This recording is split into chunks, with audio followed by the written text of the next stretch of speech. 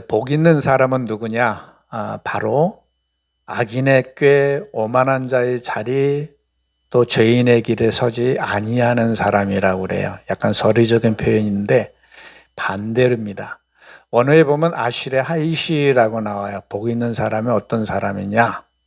복 있는 사람의 특징에 대해서 오늘 하나님이 함께하는 사람이 복 있는 사람인데 그 사람이 어떤 사람에 대해서 한번 생각해 보려고 합니다. 아실의 하이시는 어떤 사람이냐? 악인. 저는 레심이라는 말을 썼어요. 레심이라는 것은 하나님 말씀에 다듬어지지 않은 지멋대로 사는 사람 보고 악인이라고 그랬어요. 카타임이라고 그랬는데 카타임은 뭐냐? 하나님이 원하는 길로 가지 않고 비슷한 길로 가는 사람. 예수님이 그러셨죠. 차라리 네가 뜨겁던지 차갑던지 해라. 그렇지 않으면 내가 내 토에 칠 거야. 네 어중간한 그 길이 그게 뭐냐? 내 뜻대로 살려면 정확히 살고 아니면 말아라 이 얘기잖아요. 카타임입니다. 죄인이에요. 그게 죄인인 겁니다. 오만한 자는 레침이라고 썼는데 이거는 하나님도 모두 자기중심적으로 자기가 자기 인생을 살아가는 사람 보고 그런 사람이에요.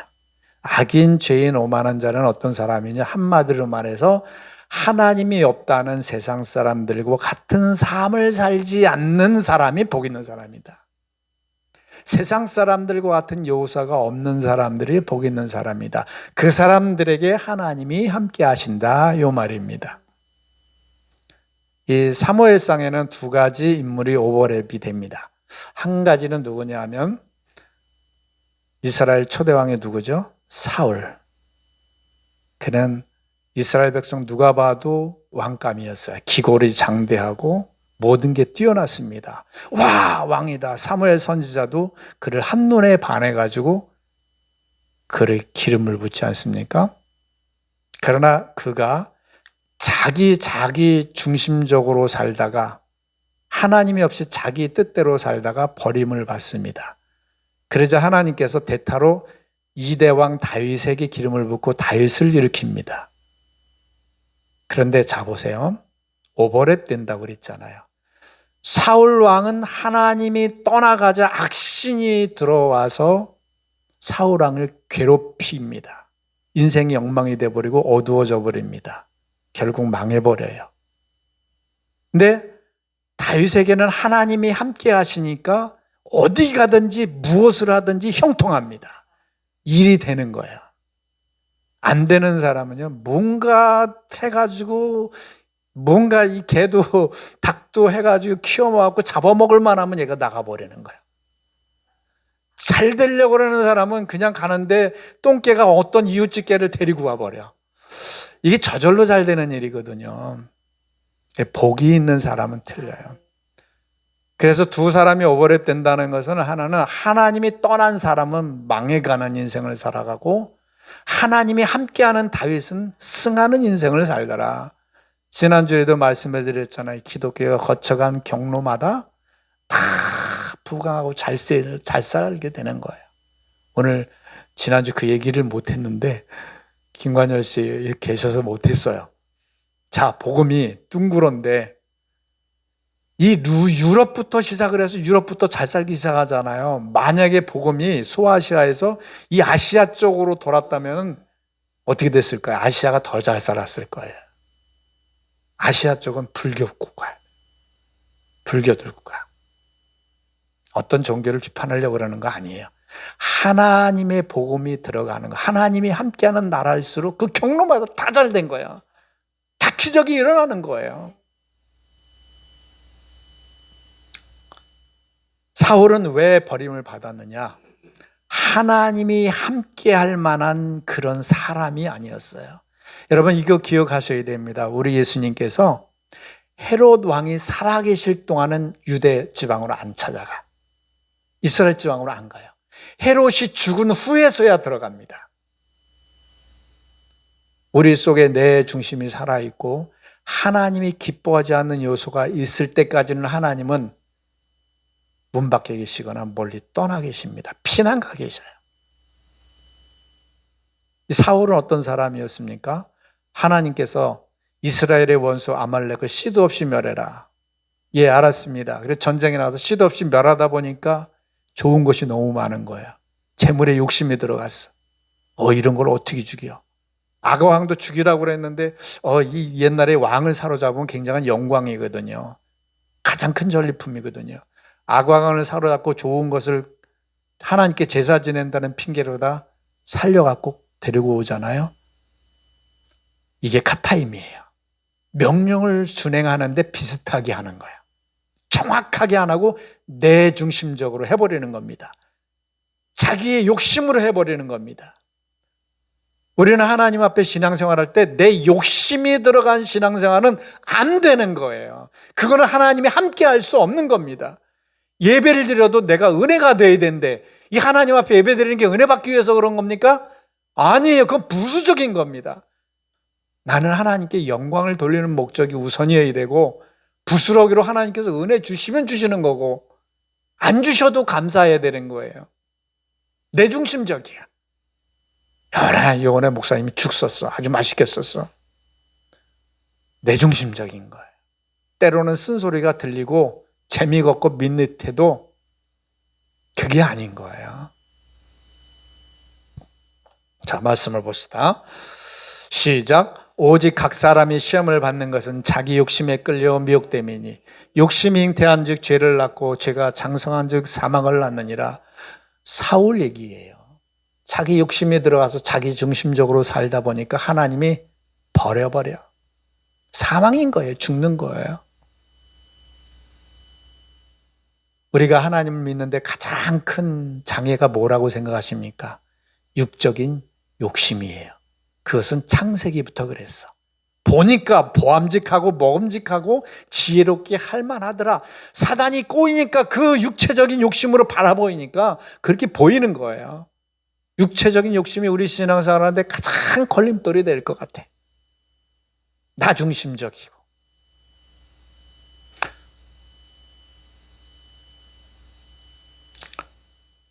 자, 성경에 있는 대로 얘가 또 가끔 이래요. 네. 얘가 카타임이에요. 이런 게 가끔 이렇게 곁다리로 나가는 거.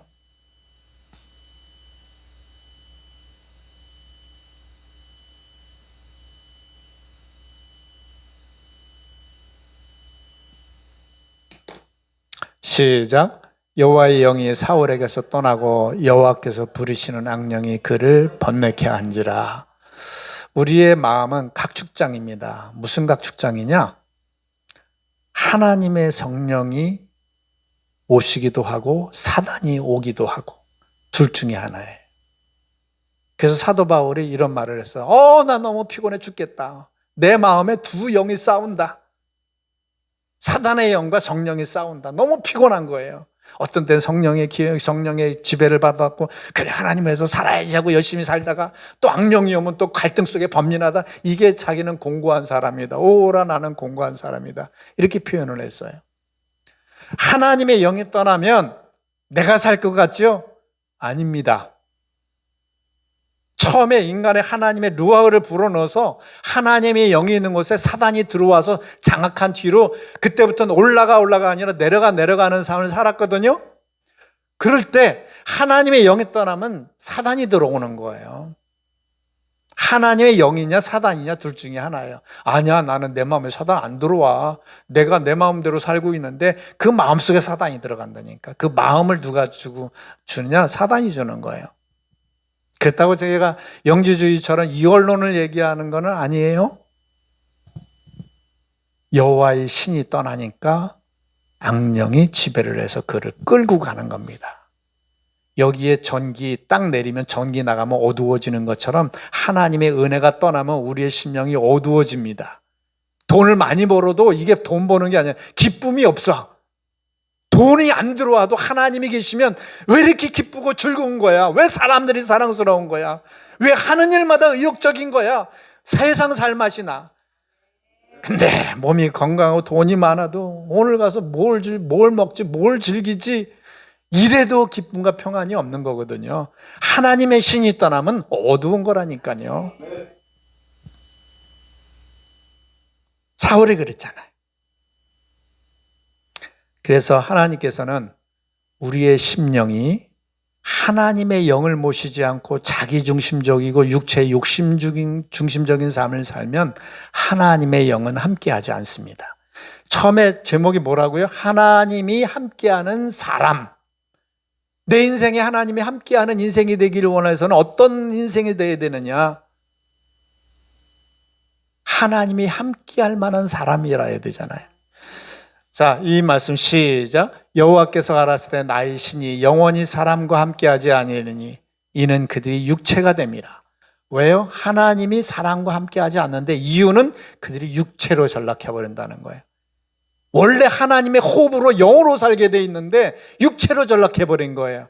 여러분 창세기에 보면 뱀한테 이런 하나님 벌을 주셔요. 너는 종신토록 흙을 먹고 살 거다. 근데 여러분 뱀이 흙을 먹고 삽니까?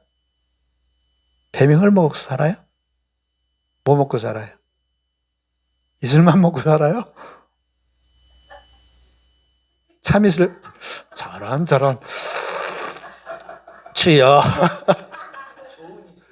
아, 좋은 그 운전 중에 튀어나온 거 아닙니까?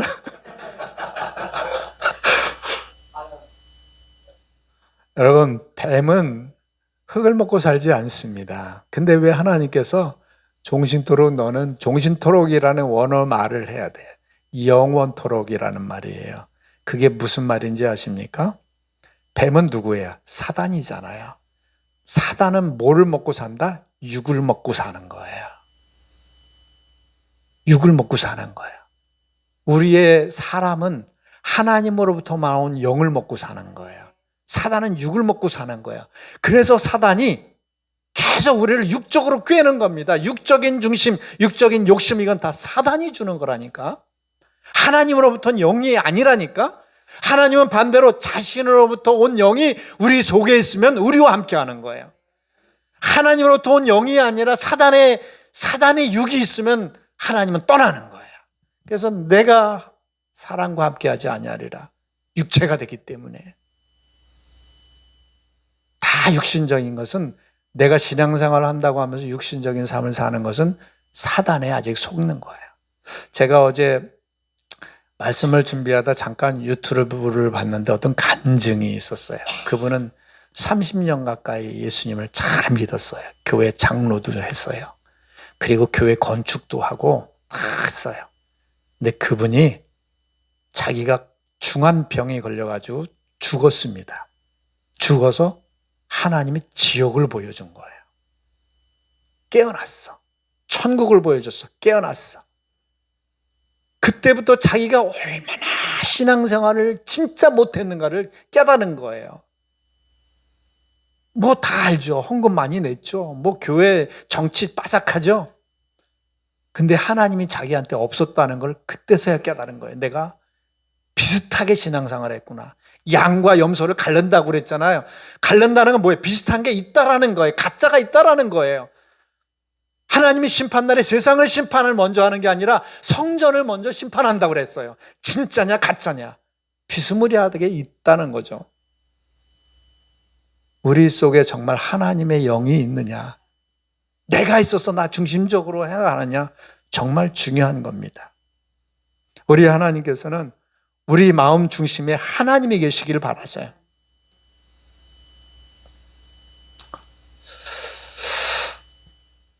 그래서 하나님을 떠나서 육신적이고 자기중심적인 삶을 사는 사람과는 절대 하나님이 함께하지 않습니다.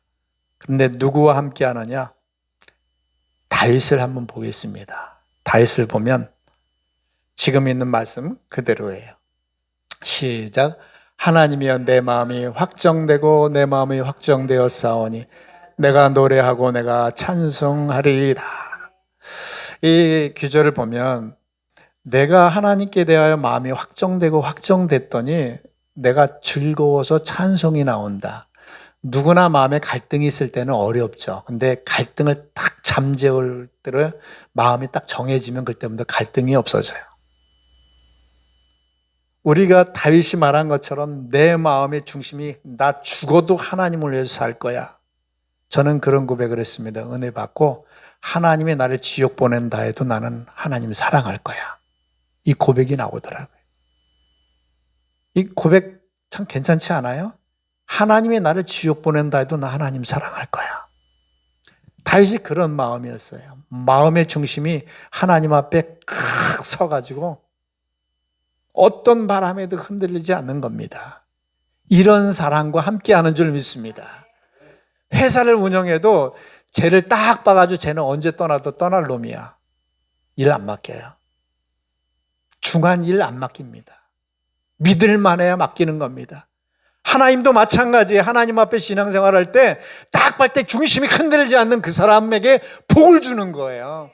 언제 흔들릴지 모르는 조석뼈인 사람에게 복은 준비하지를 않아요. 하나님이 함께하는 사람이 누구냐? 하나님의 중심이 확정된 사람. 다윗이 그랬어요. 또 봅시다. 시작. 하나님께 가까이 함이 내게 복이라. 다윗의 이 철학이에요. 내가 왕이 되는 게 복이 아니라 오죽하면 다윗은 나는 왕궁에서 음악과 함께 궁녀들과 함께 즐기는 것보다 하나님의 성전에 문지기로 있는 게 좋대요. 여러분, 하나님의 성전이라는 게 여러분 어떤 것인지 아십니까? 다윗 시대에는 성전이 있었어요? 없어요? 없었어요. 성막이었어요. 성막을 뭘로 만들었느냐? 거무죽죽한 물개 가죽으로 덮었어요. 여름이면 냄새가 코를 찌릅니다. 왜? 다 썩어요. 물개 가죽에 그 곰팡이 나가지고. 그런데 하나님의 성전의 아름다움을 노래한 게 누구냐? 다윗이거든요. 그 물개 가죽으로 틱틱하게 곰팡이 냄새 나는 성막이 뭐가 아름답다고? 영으로 본 거죠. 그만큼 하나님을 사랑한 거죠. 내가 성전보다 하나님을 가까이 함이 복이래요. 다윗이 고백한 걸 보세요. 하나님에 대해 상사병이 났대. 상사병이. 내가 하나님의 전을 사모해서 내가 뼈가 쇠약했대. 얼마나 사모했는지. 이 정도면 하나님이 함께하지 않을 수가 없는 거죠. 이 정도면 하나님이 복을 안 줄 수가 없는 거죠. 이런 복이 있기를 축원합니다. 여호와를 가까이 함이 내게 복이래요. 사업 잘 되는 게 복이 아니라 뭐 한 게 복이 아니라 하나님을 가까이 한 게 복이에요. 왜? 복의 근원은 하나님이기 때문에 그렇습니다. 모든 것을 만들어 놓고 하나님께서 근원된 하나님께서 명령을 하셨어요. 복되라. 정복하라. 생육하고 번성하라. 잘 되는 게 원리입니다. 그게 원래 모습입니다. 그러니 그 복본된 하나님을 가까이 함이 복인 거죠. 복인 거죠. 제가 예전에 예를 한번 드렸습니다. 제가 개들을 참 좋아해요. 동물들을 좋아해요. 근데 어느 시골에 살았을 때에 저만 보면 짖는 개가 있어요. 저도 오기가 있어가지고 그래요. 갈 때마다 막 때립니다. 주인 나타나기까지 돌멩이 던지고 막대기로 딱 때리고 도망가고 얼마나 미운지. 오기가 생기는 거예요. 근데 이 개라는 놈이 두드러 맞고 막 똥을 싸요. 그래도 왕돼요. 참 개가 개인가 봐요.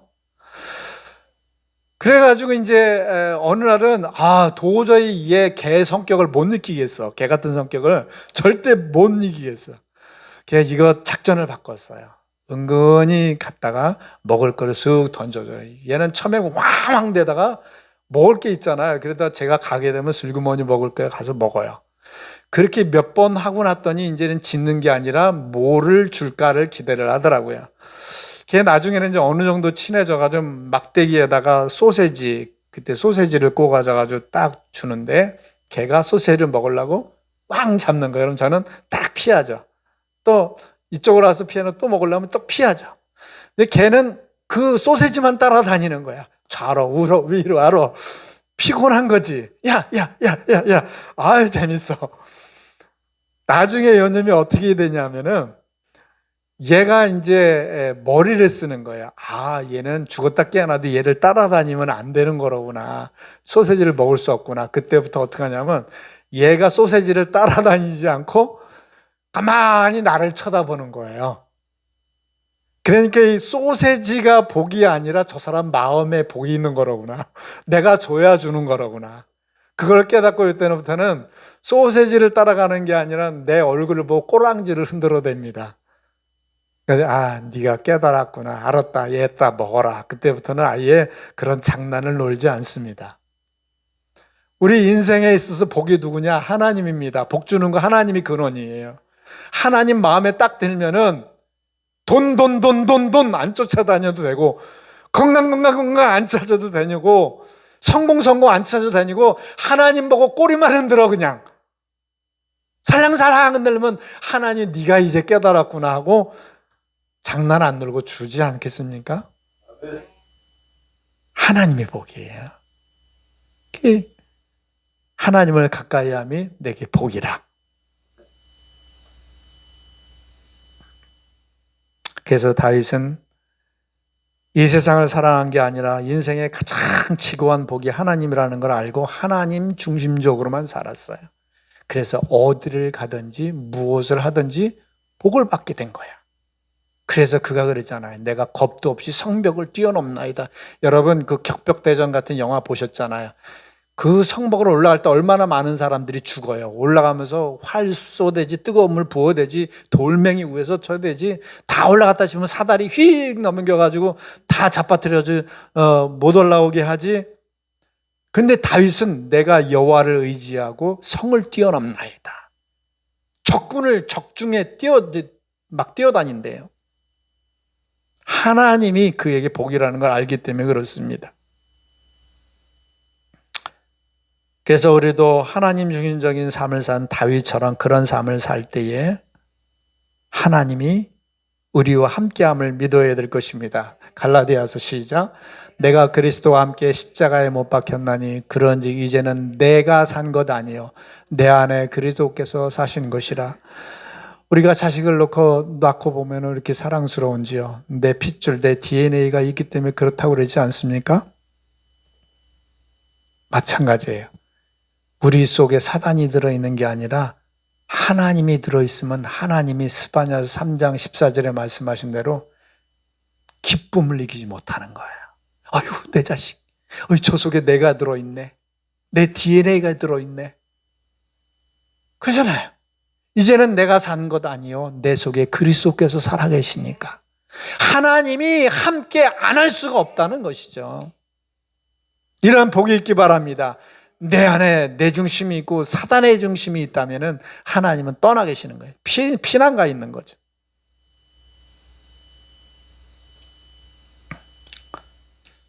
시작. 나의 계명을 가지고 지키는 자라야 나를 사랑하는 자니 나를 사랑하는 자는 내 아버지께 사랑을 받을 것이요 나도 그를 사랑하여 그에게 나를 나타내리라. 저는 요 기절에 반했어요. 하나님의 사랑이 내 마음속에 있을 때 주님이 나에게 나타나신대요. 말을 할 때 나타난대요. 사업자 내가 누구 바이어를 만나서 얘기할 때 하나님이 그 가운데 함께 하시고, 내가 무슨 일을 할 때 무슨 프로젝트를 진행할 때 그 가운데 함께 하신다는 거예요. 하나님 자기가 나타난대요. 주님이 나타난대요. 제가 아는 목사님이, 그 목사님이 어느 날 새벽에 전화를 받았대요. 깜짝 놀라서 받았는데 누구세요 하고 받았는데 정신을 바짝 깨게 하는 큰 소리가 들리는 거야. 야 이 개샤샤샤샤샤 지금간 널 찔러 죽일 거야. 오 이게 뭐야. 자다가 보니까 자기 처남이에요. 처남이 예수를 안 믿는데 칼을 들고 지금 당장 오겠다는 거야. 찔러 죽이겠다는 거야. 그러고도 남을 사람이라는 거야. 이 목사님 겁이 안 나겠어요? 하나님 이 가운데 함께 해주세요. 나는 당신을 믿습니다. 사랑합니다. 기도하고 그래도 온다니까 문을 열어주고 맞아야 될 거 아니에요. 문을 딱 열었는데 매형 술 먹고 와가지고 자기를 끌어안고 울더라는 거예요. 전에도 말씀을 드렸죠. 뭐 사람의 마음을 움직이는 것 하나님이십니다. 오는 중간에 변화시켜버려요. 야곱을 죽이려고 200명의 군사를 거느리고 시키떼고 오는 에서의 마음을 돌이킵니다. 뭐 왕의 마음이 보이 물과 같아서 여호와께서 마음대로 움직이신다고 그랬잖아요. 우리가 무엇을 하든지 그에게 나를 나타내리라. 내가 함께하리라. 이 복이 있기를 축원합니다. 주님이 나타나는 대화. 주님이 나타나는 사업. 주님이 나타나는 나의 인생. 시작. 하나님을 가까이 하라. 그리하면 너희를 가까이 하시리라. 얼마나 멋있어요. Draw near to him. Draw near to you. 하나님이 네가 그를 가까이 하면 그가 너를 가까이 한대. 이 하나님은 가만히 보면 조건적이에요. 구원은 무조건적이지만 복을 주는 데 있어서는 상을 주는 데도 조건적입니다. 네 믿음대로 네가 하는 대로 네가 받는 거다. 네 믿음이 너를 구원할 거다. 네 믿음대로 되는 거다.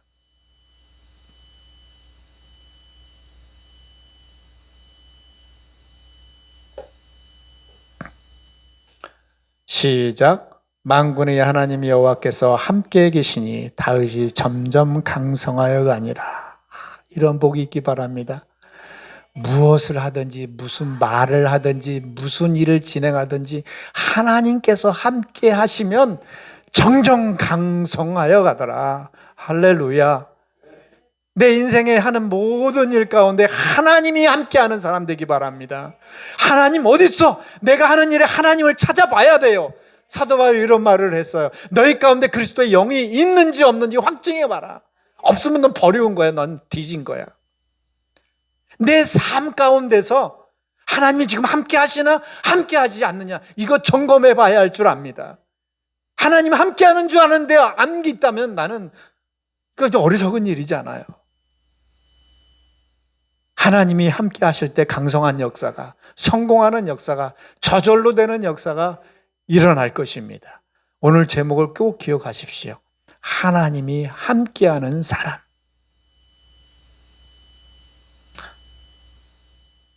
우리 조 집사님을 위해서 조금씩 늘어가고 있는데 자꾸 안 오시네.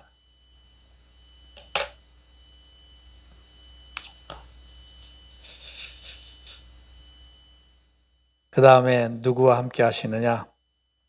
아까 말씀대로 변함없이 주님 앞에 믿음을 지키는 자. 우리가 성경에 보면 정직하다라는 말이 나와요.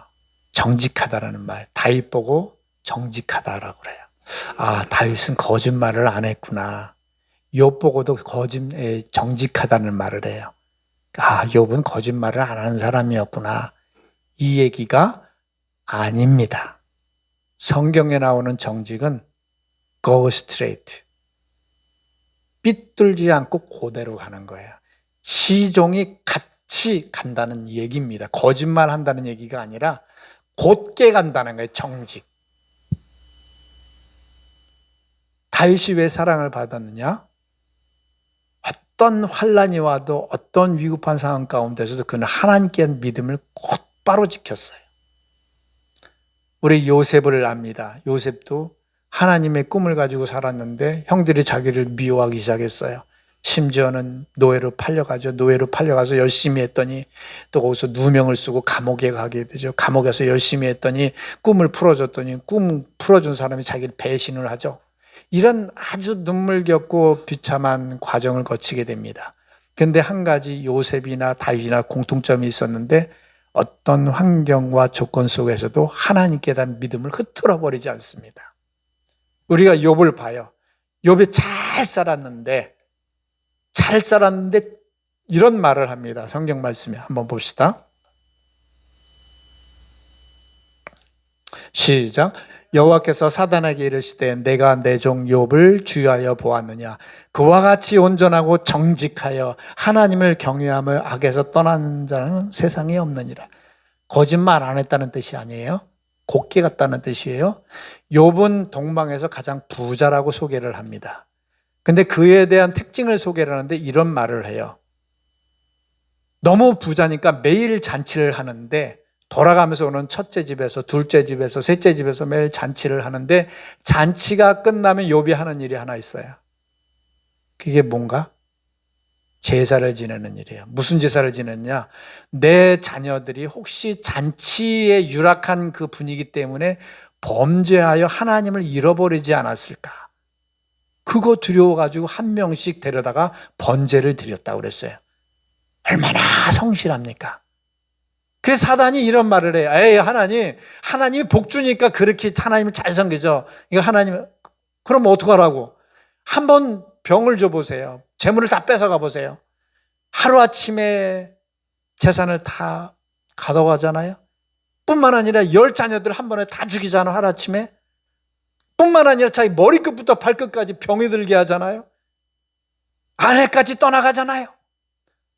이 정도면 우리는 그 아내가 말하는데 너 하나님 욕하고 죽으라 하고 저주하고 떠나갈 거예요. 욥은 정직한 거야. 끝까지 하나님을 배신하지 않고 끝까지 갑니다. 이거 보고 정직이라는 겁니다.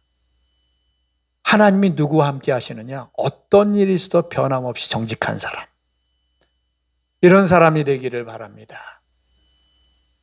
누구라고 말하지 않습니다만 우리 교회도 참 멀리서 아침 일찍부터 꾸준하게 오는 누가 있어요. 전 너무 애절하게 기도를 해요. 하나님 복 주셔야 합니다. 복 주셔야 합니다. 하나님은 얼마나 기쁘실까요? 하나님은 얼마나 복을 쌓고 있을까요? 정직하기 바랍니다. 어떤 여건과 조건 속에서도 흔들리지 않는 어떤 사람은요, 조금 본 바람이 있으면 헷가닥 넘어지고 그 사람은 깔딱고개를 그거 넘어야 돼요. 넘지 않으면 평생 그 타령이야. 하나님 앞에 정직하면 하나님께서 복을 준비하고 계시는 줄 믿습니다.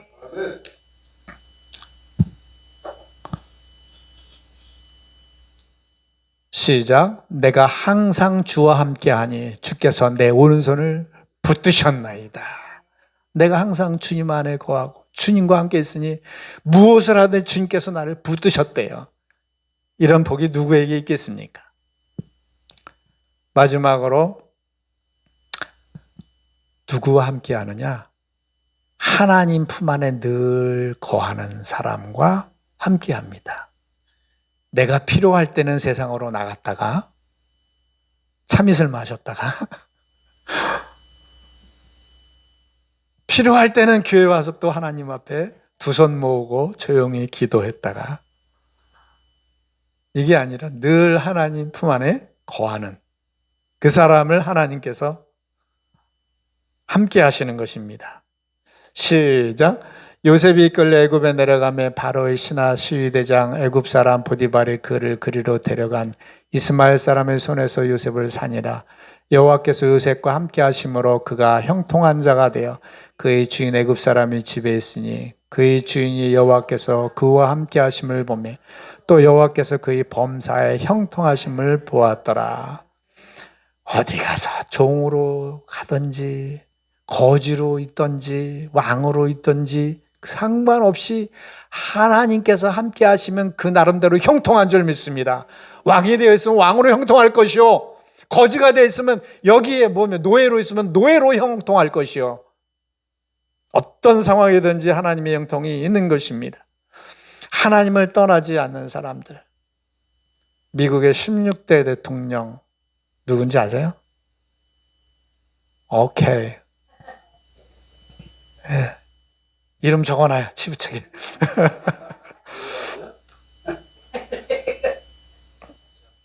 네? 에이브럼. 네. 자, 링컨 여러분 아시잖아요. 가난한 집에 태어나서 6살 때 온 집안이 쫓겨납니다, 집에서. 그리고 길바닥에 나 앉아요. 그리고 9살 때 엄마를 잃어버려요. 그 얼마나 마음을 그때 방황했는지 몰라요. 9살 때. 그리고 커서 청년 때 사업을 했는데 실패를 해버려요. 완전 실패해버려요. 그리고 자기가 그래도 결혼을 해보겠다고 이쁜 여자를 위해서 마음을 주고 참 기대를 했는데 결혼할 약혼한 여자도 죽어버려요. 내가 또 사업을 해봐야 되겠다고 친구의 돈을 힘들게 빌려서 했는데 완전히 망하고 파산해버려요. 내가 말을 잘하니까 정치를 해봐야 돼 정치에 갔는데 정치에 10번 이상을 떨어져 버려요. 그 인생은 순탄하지를 않았대요. 근데 한 가지 그는 하루도 빠짐없이 하나님의 품을 떠나지 않고 기도합니다. 하나님, 나의 인생은 당신 손에 있습니다. 나는 당신의 품을 떠나지 않습니다. 하나님께서 그 가난한 지경에서, 망하는 지경에서 그에게 복을, 형통한 복을 주십니다. 또 미국의 초대 대통령 아시죠? 조지 워싱턴. 그가 남북전쟁 할 때요, 상대방의 군사들은, 상대방의 병력들은 부회 때 지원이 많아서, 근데 조지 워싱턴의 군사들은 병사의 절반이 신발을 못 신었대요. 그리 가난했대요. 그러나 그는 하나님 앞에 끝없이 기도하는 무기를 가졌어요. 기도로 승리한 왕이. 결국 승리하잖아요, 전쟁에서. 여러분, 우리가 어떤 지경에 있든지 그 문제가 아닙니다. 하나님 안에만 거하면, 때가 되면 하나님께서 높이십니다. 하나님이 능하신 손 안에 겸손하라. 때가 되면 너희를 높이시리라. 그때까지 하나님은 뜸들이는 거예요. 뜸들일 뿐이에요. 단지 때까지 하나님 품을 떠나면 안 되는 거예요.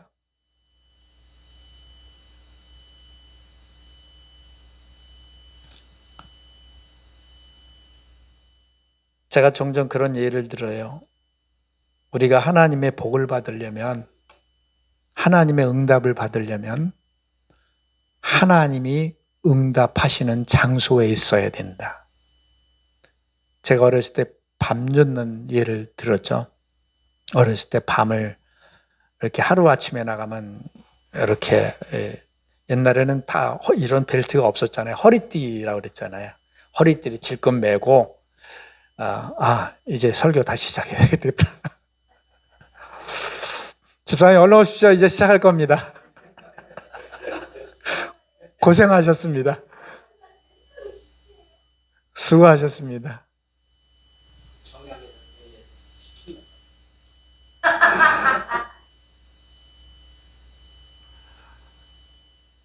자, 그 밤을 줬는데요. 옛날에는 뭐 이렇게 양쪽 주머니가 있죠. 그래서 밤을 새벽에 미명부터 누가 주워 가기 전에 나간다고 미명부터 와서 주워요, 밤을. 저 의자 이쪽에 하나 있어요. 이게 있어요. 예. 고생하셨습니다. 오시느라고. 저런. 한 3시간 걸렸네, 그럼? 아이고. 치야.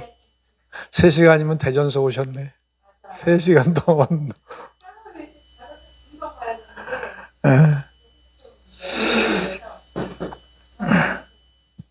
그래서 밤을 줬는데, 이제 시작하는 거예요, 있잖아요. 밤을 잔뜩 줬는데, 양쪽 주머니에 넣고, 윗주머니에 넣고, 나중에 주머니가 없으니까, 여기 허리띠 졸라매고 여기다 넣는 거예요. 그럼 배가 불룩해요. 그럼 나중에 더 이상 주실 수가 없이 쏟아져요. 이렇게 쏟아져요. 그러면 그때서 집에 오죠.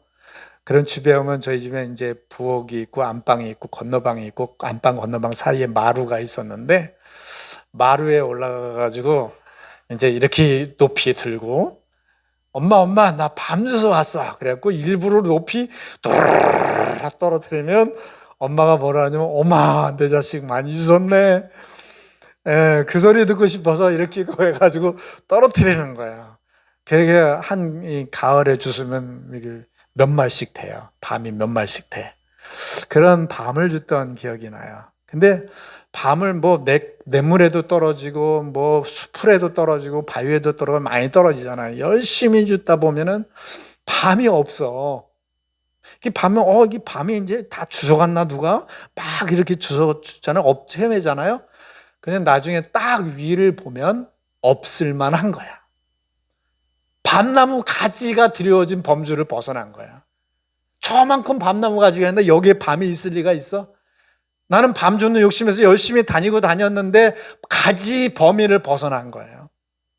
우리가 하나님 앞에 복을 받고 응답을 받고 형통하게 되기를 원합니다. 그러나 내가 지금 어디쯤에서 하나님의 그림, 그 하나님의 범주 안에서 벗어났는지 안 벗어났는지를 가늠하고 다녀야 된다는 거예요.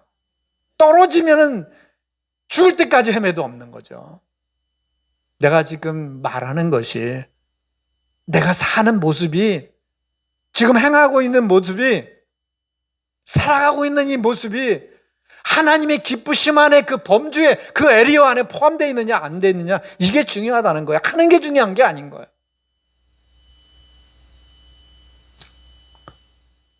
이 요셉은 항상 하나님이 기뻐하시는 범주 안에서 하나님과 무엇을 하든지 형통했다.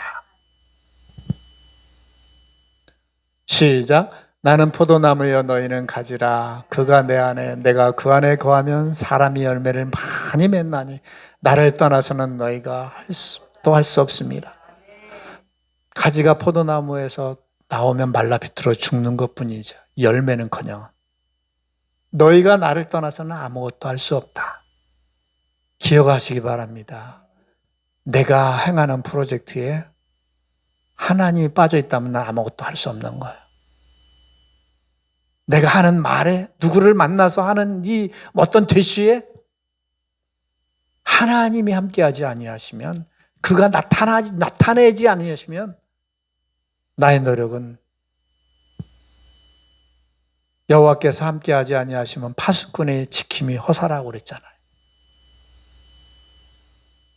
우리가 하는 일을 다시 점검해보고 내가 정말 하나님 안에서 행하고 있는지를 정말 따져봐야 될 줄 압니다. 시작. 너희가 내 안에 거하고 내 말이 너희 안에 거하면 무엇이든지 원하는 대로 구하라. 그리하면 이루리라. 우리가 기도할 때 이 기절을 많이 하나님 앞에 대등강시킵니다. 어때요? 저희 학생 시절 어느 목사님이 지금도 하신 말씀이 기억해요. 여러분, 기도의 응답을 100% 응답받는 방법이 있습니다. 그 방법이 뭐냐? 하나님이 하신 말씀을 가지고 대들라는 거예요. 하나님 여기 이렇게 있잖아요. 왜 응답 안 주십니까? 그러면 하나님도 꼼짝 못 하신대. 맞는 것 같아요. 하나님 자기가 한 말이니까. 하나님은 회전하는 그림자도 없으시고 시건치 않으신다고 그랬잖아요. 꼼짝 못하게 들어줘야 되는 거예요. 그런데 한 가지 이 말을 기억해야 돼요. 너희가 내 안에 거하고 내 말이 너희 안에 거하면, 하나님과 우리가 하나가 되면 그때 네가 무엇을 구하든지 다 이루어진다. 근데 우리가 구하는 것 보면 하나님 안에 있는 내 욕심의 것을 구할 때가 많거든. 그러니까 안 되는 거예요. 이게 일치가 되면, 조건이 맞으면 응답은 안 될 수가 없는 줄 압니다. 진리의 말씀이에요. 그러니까 응답받기 위해서는 내가 응답받는 장소에 가서, 그런 상태에 가서 기도를 해야 된다는 거죠. 정말 하나님이 함께하는 사람은 복받는 사람이고, 복받는 사람은 이렇게 하나님과 함께하는 자리에 있어야 복을 받는다는 겁니다.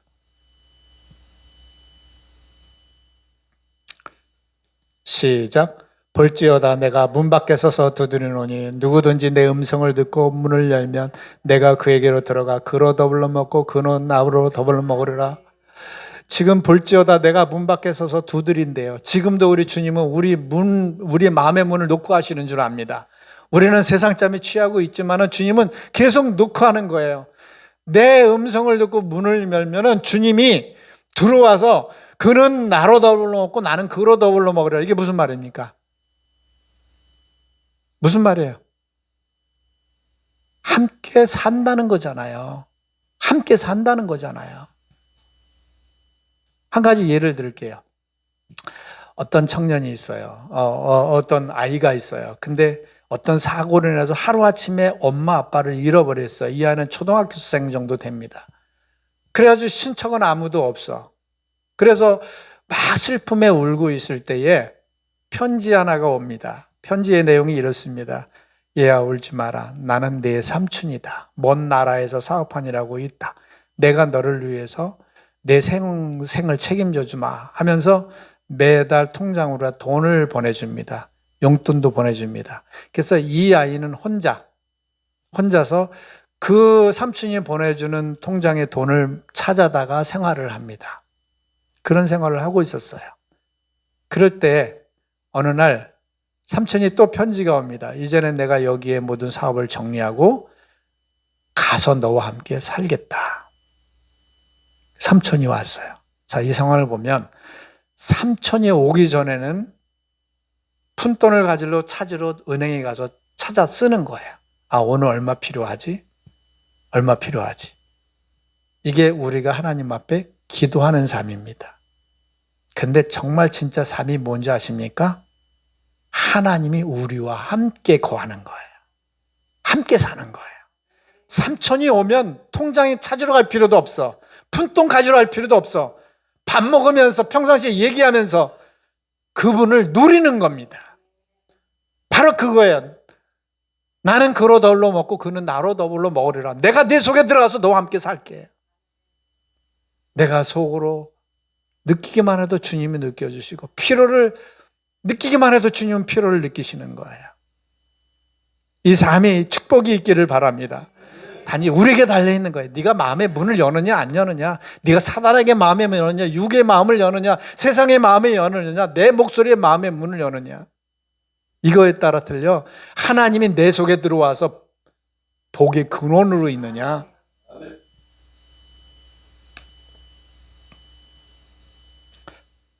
마지막으로 말씀을 보고 마칩니다. 시작. 이 율법책을 내 입에서 떠나지 말게 하며 주야로 그것을 묵상하며 그 가운데 기록한 대로 다 지켜 행하라. 그리하면 내 길이 평탄하게 될 것이라. 내가 형통하리라. 율법책이 뭡니까? 하나님이잖아요. 하나님 자기를 나타낸 계시잖아요. 하나님 안에 거하라는 거예요. 그렇게 될 때 복의 근원이기 때문에 그분 안에만 거하면 복이 저절로 임하게 되는 것입니다. 오늘 말씀을 정리합니다. 하나님이 함께하는 사람은 어떤 사람일까? 하나님 중심적으로 사는 사람이에요. 나 중심이 아니라. 나는 타락한 본성을 가지고 있기 때문에 내가 좋다고 생각하고 행복하다고 생각하는 것이 온전한 그림이 아니에요. 나를 부인하고 하나님의 기준으로 하나님 중심적으로 살 때 진짜 좋은 게 나타납니다. 야고보가 이런 말을 했어요. 여러분 형제들이여, 속지 마세요. 착각하지 마세요. 가장 좋은 것들은 하나님께로부터 오는 거예요. 세상에서 오는 게 아니라. 우리가 가장 선한 것 생각한다면 그것은 모형이에요. 진짜는 하나님이에요. 우리가 행복한 것 생각한다면 진짜 행복은 하나님께 있는 거예요. 그러니까 나 중심적으로 나도 나를 믿지 말고 하나님 중심적으로 살면 하나님이 온전한 길로 복이 되으실 줄 믿습니다. 그리고 어떤 일이 있어도 흔들리지 않고 끝까지 가는 거예요. 이 사람이 결국 하나님이 복을 주게 돼 있어요. 하나님 함께가 돼 있는 겁니다. 마지막으로 여기에 있는 그대로예요.